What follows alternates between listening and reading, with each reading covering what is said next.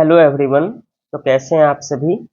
तो आइए एक नया टॉपिक कर रहे हैं आईआर का, इंटरनेशनल रिलेशन से रिलेटेड। और वो टॉपिक है भारत यूक्रेन संबंध। ठीक है, क्योंकि हाल ही में प्रधानमंत्री नरेंद्र मोदी की यूक्रेन की ऐतिहासिक यात्रा हुई है। तो इस संबंध में हम जानने का प्रयास करेंगे कि यह यात्रा किन वजहों से, किन कारणों से ऐतिहासिक कही जा रही है, इसके निहितार्थ क्या है, इसके कूटनीतिक व्यापकता क्या है। ठीक है।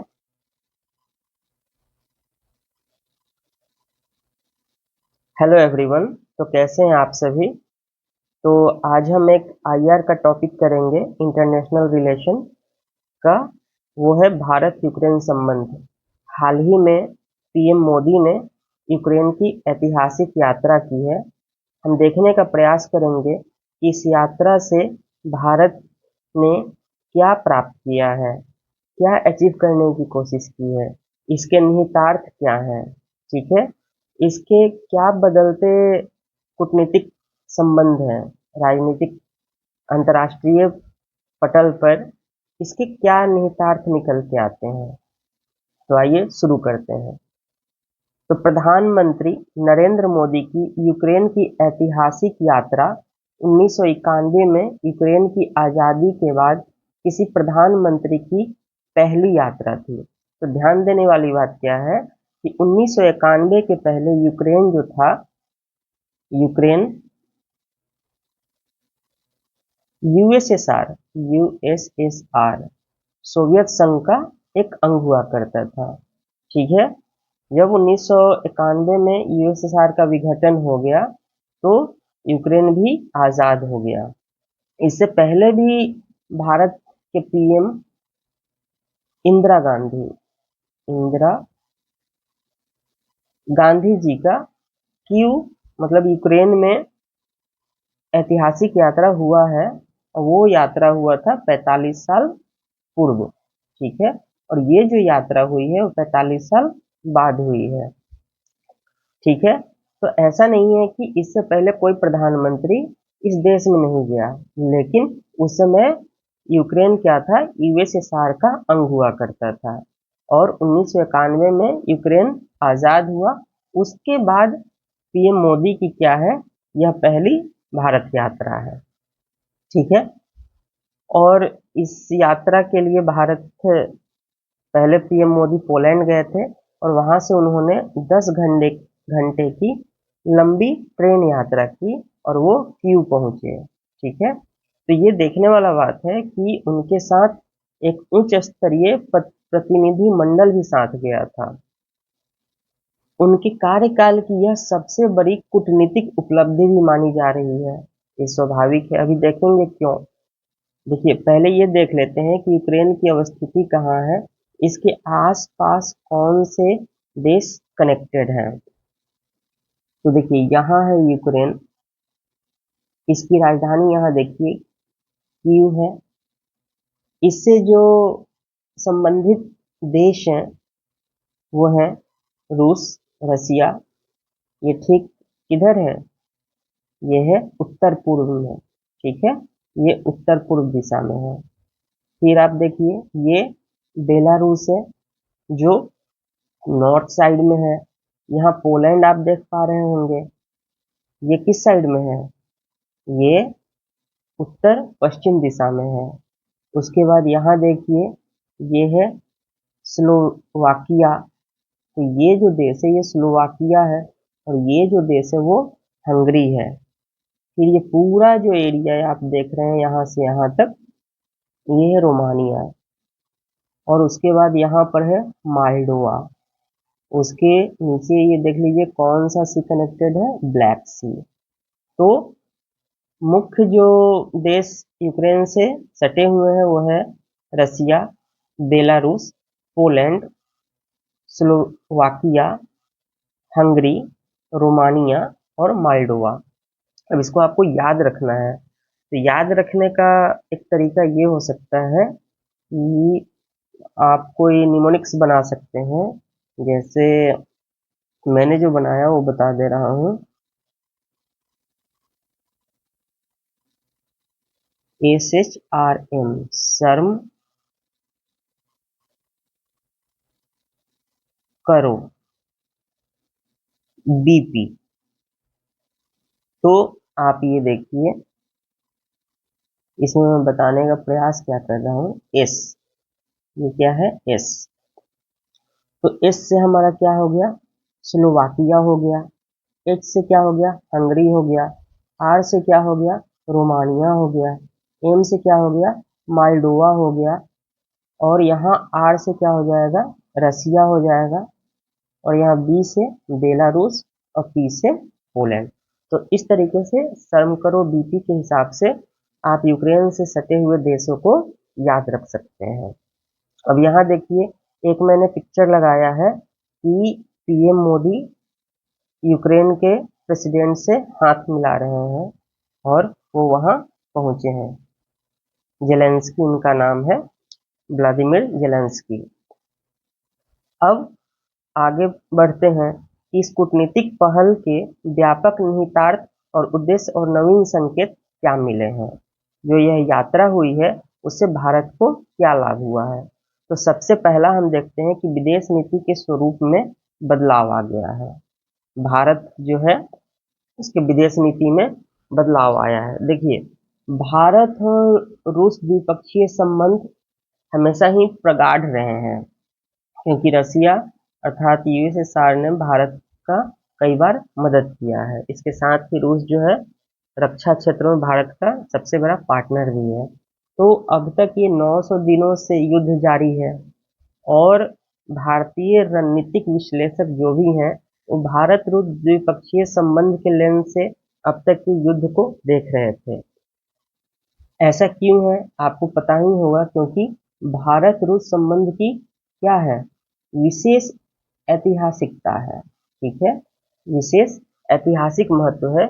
इसलिए अब तक हमने इस युद्ध को किस चश्मे से देखा है, किस लेंस से देखा है, वो भारत रूस द्विपक्षीय संबंध के रूप में देखा है। तो देखिए, मैंने विशेष ऐतिहासिकता के लिए एक पिक लगाया है। यहाँ पर प्रधानमंत्री मोदी और पुतिन एक दूसरे के साथ हैं। तो ये क्या दर्शा रहा है, विशेष ऐतिहासिकता को। लेकिन जैसे जैसे युद्ध आगे बढ़ा है वैसे वैसे भारत ने अपने विदेश नीति में बदलाव किया है। अब वो बदलाव क्या है कि रूस और यूक्रेन दोनों के साथ अपने संबंधों के प्रति अधिक स्वतंत्र दृष्टिकोण। अब क्या है कि भारत का दृष्टिकोण कैसा हो गया है, स्वतंत्र हो गया है। ठीक है, जो रूस और यूक्रेन दोनों के साथ पहले का जो संबंध था, जो हम भारत रूस के चश्मे से देखते थे, उस लेंस से देखते थे, ऐतिहासिक रूप से जो संबंध हमारा प्रगाढ़ रहा है रूस से, उस चश्मे से देख रहे थे, उससे निकलकर अब हमने क्या किया है, स्वतंत्र दृष्टिकोण अपना लिया है। मूलतः यह वास्तविक राष्ट्रीय हित, यह किस चीज को दर्शा रहा है, राष्ट्रीय हित को। मूलतः यह वास्तविक राष्ट्रीय हित के कारण कीव और मॉस्को दोनों के साथ स्वतंत्र संबंध बनाए रखने के लिए सरकार की रणनीतिक स्वायत्तता को रेखांकित करता है। ठीक है, तो सरकार जो है रणनीतिक रूप से स्वायत्त हो गई है और यही इसके दर्शन को स्पष्ट कर रहा है। ठीक है, यहाँ मैंने इसके लिए भी टिक लगाया है। तो आप देख सकते हैं कि रणनीतिक स्वायत्तता के स्तर पर आप देख सकते हैं कि यहाँ पर जो दोनों राष्ट्राध्यक्ष हैं भारत के और यूक्रेन के, अलग अलग मिल रहे हैं। और यहाँ पर जो रूस और पीएम मोदी हैं, मतलब भारत के राष्ट्राध्यक्ष, दोनों एक दूसरे से अलग अलग मिलते हुए दिखाई दे रहे हैं, जो भारत के रणनीतिक स्वायत्तता को रेखांकित कर रहा है। इसके अतिरिक्त वैश्विक स्तर पर आपने सुना होगा डी हाइफनेशन की थ्योरी एक होती है।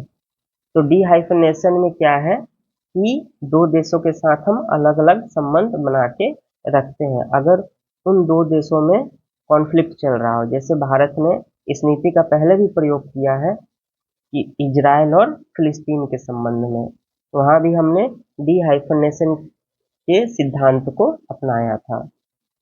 तो वैश्विक स्तर पर यह डीहाइफनेशन भारत को दो पक्षों के बीच एक पुल के रूप में एक प्रामाणिक भूमिका निभाने में सक्षम बनाता है। ठीक है, तो भारत जो है वैश्विक स्तर पर एक प्रामाणिक भूमिका निभाने में सक्षम है। एक पक्ष के रूप में शांति और मानव केंद्रित पुनर्निर्माण के लिए प्रतिबद्ध है। तो ये शांति और मानव केंद्रित पुनर्निर्माण ये किस चीज को दर्शा रहा है? भारत का जो विदेश नीति का आधार है, जिसमें सत्य, अहिंसा, शांति, सहयोग, मानव केंद्रित अप्रोच इन सबों का केंद्र बिंदु है, उस बात को यह दर्शाता है। यह युद्धरत पक्षों के बीच भारत के संदेश को अधिक समतावादी बनाता है। भारत जो संदेश देना चाहता है शांति का, प्रगति का और विश्व बंधुता का, जो सर्वधर्म समभाव और वसुधैव कुटुंबकम की भावना से प्रेरित जो भारत की विदेश नीति है, उसको क्या कर रहा है? अधिक समतावादी बनाता है और देश की विश्व बंधुता की आकांक्षा को पुष्ट कर रहा है। तो जो फर्स्ट पॉइंट हमने देखा, उसमें हमने देखा कि किस तरीके से भारत की विदेश नीति में बदलाव देखा गया है। पहले हम जो रूस के साथ अपने संबंध को देखते थे, वह विशेष ऐतिहासिकता के रूप में देखते थे, लेकिन धीरे धीरे हमने स्वतंत्र दृष्टिकोण को अपनाया है। इसी के परिप्रेक्ष्य में हम पीएम मोदी की यूक्रेन यात्रा को देख सकते हैं। इससे भारत सरकार का क्या हुआ है? रणनीतिक स्वायत्तता ज्यादा प्रबल हो गई है। अब भारत की विदेश नीति में यह मजबूत पक्ष उभर के सामने आया है। फिर डी हाइफनेशन थ्योरी जो सिद्धांत हमने पहले भी अपनाया है, उसको भी हमने इस मामले में अपना लिया है और दोनों पक्षों के बीच में क्या हुआ है? एक हम ब्रिज का काम कर रहे हैं, पुल का काम कर रहे हैं। और भारत की विदेश नीति का जो आधार है, शांति है, विश्व बंधुता की भावना है, उसका जो है भारत जो संदेश देना चाहता है वो अधिक समतावादी रूप में प्रकट हुआ है। ठीक है, अब हम आगे देखते हैं। दूसरा महत्वपूर्ण हित जो इसमें सामने आया है वो है राष्ट्रीय हित। तो राष्ट्रीय हित कैसे महत्वपूर्ण हुआ है? तो रक्षा खरीदार क्षेत्र में देखिए, एक समय मैंने आपको पहले ही बताया कि यूक्रेन क्या रहा है? यूएसएसआर का अंग रहा था। ठीक है, तो और उस दौर में भारत और सोवियत संघ के बीच में रक्षा सहयोग गहरा हो रहा था। तो अपनी स्वतंत्रता के बाद भी यूक्रेन ने भारत के साथ रक्षा संबंध को मजबूत रखा है। भारत को अग्रिम पंक्ति के युद्धपोतों और विमानों के लिए गैस टरबाइन इंजन की आपूर्तिकर्ता के रूप में महत्वपूर्ण भूमिका निभाना जारी रखा है। तो 1991 के बाद भी यूक्रेन ने हमें क्या दिया है? जो हमारे पास युद्धपोत हैं सोवियत संघ के और विमान हैं, उसके लिए गैस टरबाइन इंजन का जो निर्माण होता है वो यूक्रेन में होता है और उसका आपूर्ति कौन करता है? यूक्रेन हमारे लिए करता है। ठीक है, इसके साथ ही जो पुराने समय के रूसी हेलीकॉप्टर है, उसके लिए भी इंजन कौन प्रोवाइड कराता है? वो यूक्रेन कराता है। देखिए यहाँ मैंने गैस टरबाइन इंजन का 2 टिक लगा दिया है, ताकि बस एक मोटा मोटी आपको याद रहे कि हमें अगर आंसर राइटिंग करनी है तो किन किन पक्षों को उसमें लिखना है। अगर आप भूल जाते हैं तो एक बार अगर आप इमेज ध्यान रखेंगे तो आप लिख सकते हैं। आगे देखिए, भारतीय रक्षा प्रणाली में यूक्रेन क्या है? महत्वपूर्ण आपूर्ति श्रृंखला के रूप में काम करता है। जैसे उदाहरण के लिए आप देखिए, 2014 में रूस ने क्रीमिया पर कब्जा कर लिया और क्रीमिया पर कब्जा करने के बाद रूस यूक्रेन संबंध क्या हो गए? तनावपूर्ण स्थिति में आ गए। तब भारत ने कीव से गैस टरबाइन इंजन मंगवाया और उन्हें मॉस्को भेजा था। ठीक है, जहां भारतीय युद्धपोतों का निर्माण किया जा रहा था। तो भारत अपने युद्धपोत का निर्माण यहाँ मॉस्को में रूस में कर रहा था, और क्योंकि क्रीमिया पर कब्जा करने के बाद यूक्रेन रूस के संबंध तनावपूर्ण हो गए थे, तो इंजन की आवश्यकता थी, तो भारत ने यूक्रेन से गैस टरबाइन इंजन मंगवा के फिर कहाँ भेजा? रूस को। ठीक है। इसी तरह यूक्रेन भारत को 100 से ज्यादा AN-32 सैन्य परिवहन विमान, ये कौन सा विमान है? AN-32। ठीक है। इसका जो इक्विपमेंट्स होता है वो कौन प्रोवाइड कराता है? हमें यूक्रेन प्रोवाइड कराता है। तो AN-32 सैन्य परिवहन विमान के अपने पुराने हो चुके विशाल बेड़े को आधुनिक बनाने में यूक्रेन हमें मदद करता है। इसके अलावा देखिए, यह एक महत्वपूर्ण पार्ट है, और वो क्या है कि भारत की फोर्ज कंपनी, भारत की रक्षा क्षेत्र की एक महत्वपूर्ण कंपनी है, वो है फोर्ज, फोर्ज इंडिया ने यूक्रेनी फॉर्म जोरिया मैसप्रॉक्ट, जोरिया मैसप्रॉक्ट की भारतीय शाखा में बहुलांश हिस्सेदारी, मतलब मैक्सिमम स्टेक और मैक्सिमम शेयर को हासिल कर लिया है। और ये जो कंपनी है वो क्या बनाती है? गैस और टरबाइन निर्माण में माहिर है, और यह 20 भारतीय फ्रंट लाइन युद्ध पोतों के लिए 130 इंजन बना रही है। ठीक है। तो जो भारत फोर्ज है उसने यूक्रेन की कौन सी फॉर्म, जोरिया मैसप्रॉक्ट को, इसमें मैक्सिमम हिस्सेदारी, मैक्सिमम जो है हिस्सेदारी खरीद रखा है, और ये कंपनी क्या बनाती है? गैस और टरबाइन का निर्माण करती है। और अभी यह क्या कर रही है? 20 भारतीय फ्रंट लाइन युद्ध पोतों के लिए 130 इंजन बना रही है। इसके अलावा देखिए, मोटर सीच एक यूक्रेन की डिजाइन हाउस है, इवाचेंको। क्या है? इवाचेंको, जो हमारे एयरो स्पेस का जो इंजन होता है, एयरो इंजन का रख रखाव करता है।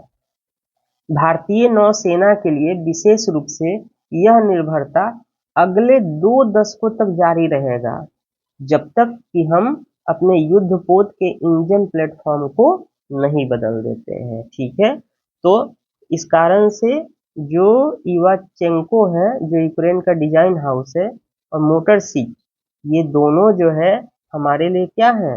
अगले 2 दशक तक बहुत ही महत्वपूर्ण है, क्योंकि एयरो इंजन का रख रखाव कौन कर रहा है? यही कर रहे हैं, जब तक कि इन युद्धपोत इंजन का प्लेटफॉर्म हम नहीं बदल देते हैं। ठीक है। तो अब आगे देखिए, तो इस प्रकार देखिए रक्षा क्षेत्र में यूक्रेन हमारे लिए कितना महत्वपूर्ण अभी भी है और रहेगा अगले 2 दशक तक।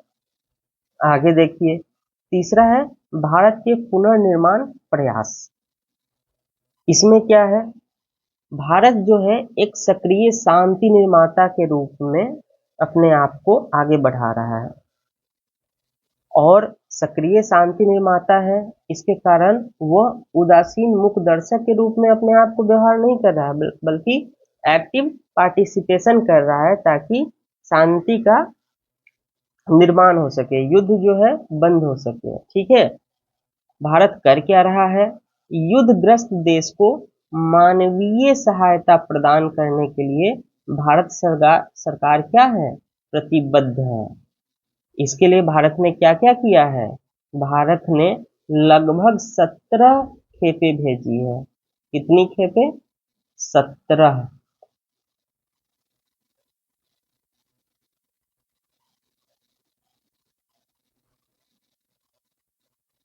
भारत ने पहले ही सहायता की लगभग कितनी खेपें भेज दी है? 17 खेपें भेज चुका है भारत। ठीक है। इसके साथ ही 10 जनरेटर सेट 10 जनरेटर सेट भी भेजा है, क्योंकि वहां पर इलेक्ट्रिसिटी की समस्या है। ठीक। इसके अलावा भीष्म, हमारा भीष्म क्या है? भारत स्वास्थ्य पहल सहयोग हित और मैत्री, भारत हेल्थ इनिशिएटिव सहयोग हित एंड मैत्री, ये भीष्म है। ये क्यूब्स नामक पोर्टेबल मेडिकल यूनिट है। ठीक है।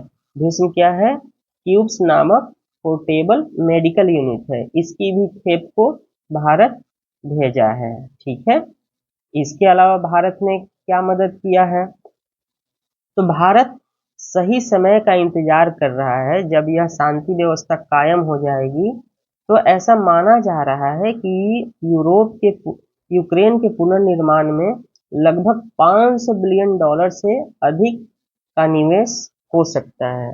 तो उस समय भारत निवेश कर सकता है। ठीक है, इसके अलावा यूक्रेन के पुनर्निर्माण में भारत की भूमिका कैसी है? जनहितैषी, शांति के प्रति प्रतिबद्धता को प्रमाणित करती है। ठीक, इसके साथ ही कई बार क्या है, यूक्रेन से प्रतिनिधि मंडल आए हैं। इसमें राष्ट्रपति जेलेंस्की के प्रतिनिधि मंडल भी शामिल थे। उन्होंने यह माना है कि भारत जो है शांति बहाल प्रक्रिया में एक अहम भूमिका निभा सकता है।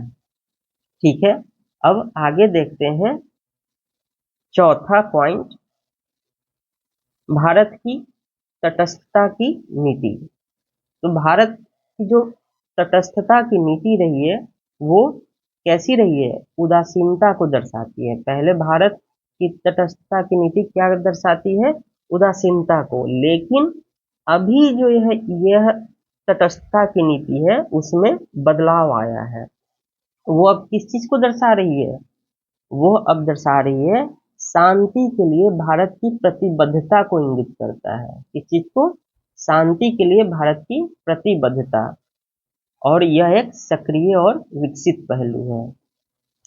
एक ऐसा पहलू जो लचीला है। कैसा है? लचीला है और जिम्मेदार है, जो रीसेट और पुनः समायोजन के लिए खुला है, जो शांति का सक्रिय और विकसित पहलू है। तो अभी जो हमारा तटस्थता की नीति है उसका केंद्रीय भाव क्या है? शांति के लिए एक्टिव पार्टिसिपेशन। और यह क्या है? फ्लेक्सिबल है।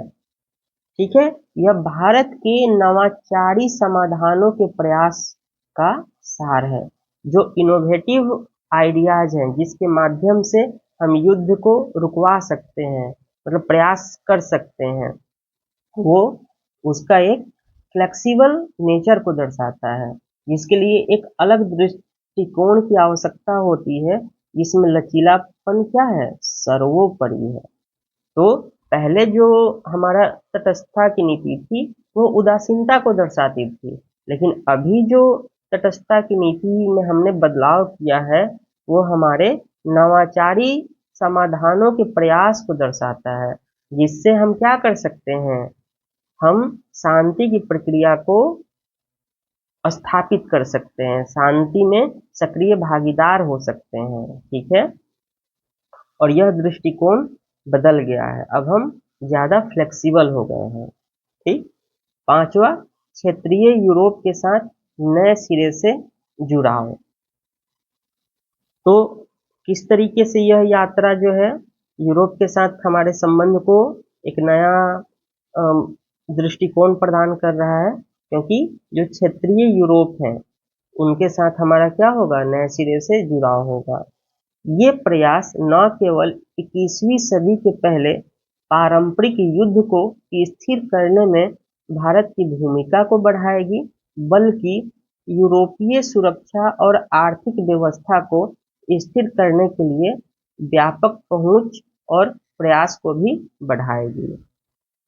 तो भारत के पीएम ने जिस तरीके से यूक्रेन की यात्रा की है उसका एक महत्वपूर्ण लाभ हमें क्या मिल रहा है कि यूरोपीय सुरक्षा और आर्थिक व्यवस्था को हम क्या कर सकते हैं? स्थिर करने का प्रयास कर सकते हैं, और भारत की भूमिका को यह व्यापक बनाएगा। भारत के पुनर्निर्माण प्रयासों में यूक्रेन यूरोपीय संघ के लिए भारत का रणनीतिक प्रवेश द्वार बन सकता है। ठीक है, यूरोपीय संघ के साथ हमारा क्या हो सकता है? यह एक रणनीतिक प्रवेश द्वार यूक्रेन हमारे लिए बन सकता है। यूरोप सस्ते भारतीय श्रम का उपयोग कर सकता है। वो अपने मापदंडों या मानकों का पालन करते हुए यूरोप क्या कर सकता है? जो हमारे पास जो सस्ते श्रम है उसका उपयोग कर सकता है। वहाँ के दवा इंडस्ट्री में भारत क्या कर सकता है? निवेश कर सकता है। इसके अलावा भारत में अर्थात स्वदेश में श्रम का निर्यात तो यूरोप से भी क्या हो सकता है, श्रमिक यहाँ आएंगे, जो कुशल श्रम हमको प्राप्त होगा, हमारे सरकार को यह क्या कर सकता है, आकर्षित कर सकता है। तो ये जो है यूरोप के साथ जो हमारा जुड़ाव है, उसके लिए यूक्रेन क्या कर सकता है, एक रणनीतिक प्रवेश द्वार के रूप में काम कर सकता है। निष्कर्ष, यूक्रेन की यात्रा से भारत रूस और यूक्रेन के साथ संबंधों को अलग कर रहा है। यूक्रेन की यात्रा से भारत क्या कर रहा है, रूस और यूक्रेन के साथ संबंधों को अलग कर रहा है। ये द्विपक्षीय संबंध अपने आप खड़े हैं, जो राष्ट्रीय हित और न्यायपूर्ण विश्व व्यवस्था के भारत के दृष्टिकोण के प्रति प्रतिबद्धता को प्रेरित करते हैं। ये गतिशीलताएं युद्ध को तत्काल समाप्त नहीं करेंगी, लेकिन आने वाले समय में इसके सामरिक, आर्थिक, भू राजनीतिक निहितार्थ होंगे। ठीक है, तो वर्तमान में जो भारत की यूक्रेन यात्रा हुई है, इससे तो हम तत्कालिक रूप में युद्ध को समाप्त नहीं कर पाएंगे, लेकिन निकट भविष्य में इसके सामरिक, आर्थिक और भू राजनीतिक निहितार्थ है। ठीक है, और यह विश्व में भारत के उत्थान की रूपरेखा को आकार देने में बहुत सहायक होगा। ठीक, तो हमने ओवरऑल समझने का प्रयास किया कि पीएम मोदी की जो यूक्रेन यात्रा हुई है, उससे भारत और यूक्रेन के संबंध में एक नया अध्याय जुड़ गया है। और वो अध्याय क्या है कि हम अब अपने विदेश नीति को वो रसिया के चश्मे से बाहर करके देख रहे हैं। जो हम पहले भारत रूस संबंध की विशेष ऐतिहासिकता के तले दबे हुए थे, उससे हम बाहर निकल आए हैं और विदेश नीति के स्वरूप में क्या हुआ है, बदलाव हुआ है। उसके साथ ही हमने जो डी हाइफनेशन की थ्योरी है, उसको जारी रखा है, और यह क्या करेगा, रूस और यूक्रेन के बीच में हम एक ब्रिज का निर्माण कर सकते हैं। ठीक है, और भारत के विदेश नीति का जो प्रमुख आधार है, शांति है, मानव केंद्रित पुनर्निर्माण है, विश्व बंधुता की भावना है, यह सब इन तत्वों को भारत ने समावेशित किया है। और भारत का यह संदेश क्या दिखाता है, यह अधिक समतावादी बनाता है। दूसरा, यूक्रेन किस लिए हमारा राष्ट्रीय हित के लिए महत्वपूर्ण है, तो रक्षा क्षेत्र के लिए महत्वपूर्ण है, क्योंकि यह हमारे युद्धपोतों और विमानों के लिए गैस टरबाइन इंजन की आपूर्ति करता है। मतलब वैश्विक रक्षा आपूर्ति श्रृंखला में रूस हमारे लिए महत्वपूर्ण भागीदार है। ठीक है, इसके साथ ही यह AN-32 सैन्य परिवहन विमान के लिए भी इंजन उपलब्ध कराता है। साथ ही जो हमारे पास एयरो इंजन है, इसकी रख रखाव का भी कार्य यूक्रेन की मदद से होता है। भारत क्या कर सकता है, यूक्रेन जो तहस नहस हो रखा है, उसके पुनर्निर्माण में भारत सहायता कर सकता है। ऐसी उम्मीद की जा रही है कि यह प्रोजेक्ट लगभग $500 बिलियन का होगा, तो भारत उसमें निवेश कर सकता है। वर्तमान युद्धग्रस्त देश होने के नाते भारत क्या सहायता कर रहा है, तो लगभग सहायता के रूप में भारत ने 17 खेपे पहले ही भेज चुका है। इसके साथ ही 10 जनरेटर सेट भी भेजा है, और भीष्म जो क्यूब्स नामक पोर्टेबल मेडिकल यूनिट है, इसकी भी कई खेपों को भारत ने भेजा है। तो यह यूक्रेन के पुनर्निर्माण में भारत की भूमिका को दर्शाता है। और भारत किस तरीके का पुनर्निर्माण करेगा, वह है जनहितैषी शांति के प्रति प्रतिबद्धता को भारत की दर्शाता है। और नेक्स्ट हमने किया था तटस्थता की नीति। तो तटस्थ होना पहले भारत की उदासीनता को दर्शाता था, लेकिन वर्तमान समय में तटस्थता की नीति भारत के सक्रिय पहलू को दर्शा रहा है। वो किसका प्रयास कर रहा है, शांति की स्थापना का। भारत जो है नवाचारी समाधानों के माध्यम से क्या चाहता है, शांति स्थापित करना चाहता है। इसके लिए एक अलग दृष्टिकोण की आवश्यकता होती है, जिसमें लचीलापन, फ्लेक्सिबिलिटी क्या है, भारत के लिए सर्वोपरि है।